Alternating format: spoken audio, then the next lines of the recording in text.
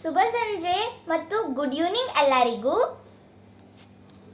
ಇಲ್ಲಿ ಈ ಪ್ರಯೋಗದಲ್ಲಿ ನಾವು ಇಲ್ಲಿ ಒಂದು ಪಾತ್ರೆ ತಗೊಂಡಿದ್ದೇವೆ.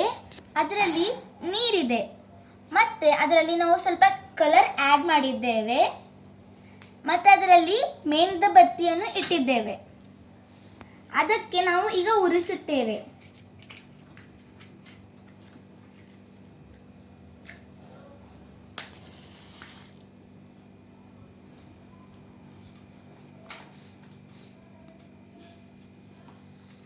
ಈಗ ಅದು ಉರಿಯುತ್ತಿದೆ.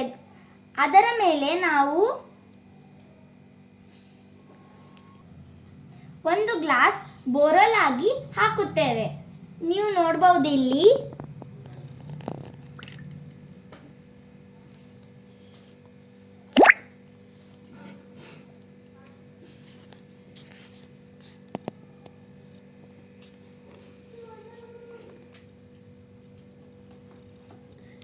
ಇಲ್ಲಿ ನೋಡಿ ಗೆಳೆಯರೇ, ಮೇಣದ ಬತ್ತಿ ಮೇಲೆ ಬಂದಿದೆ. ಎಲ್ಲಿವರೆಗೂ ಬಂದಿದೆ ಅಂದರೆ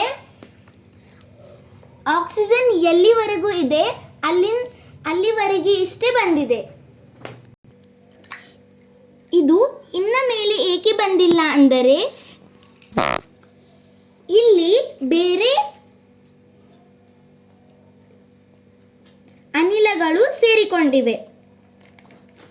ಆಕ್ಸಿಜನ್ ಎಲ್ಲಿವರೆಗೂ ಇರುತ್ತದೆ ಅಲ್ಲಿವರೆಗೂ ನೀರು ಬರುತ್ತದೆ.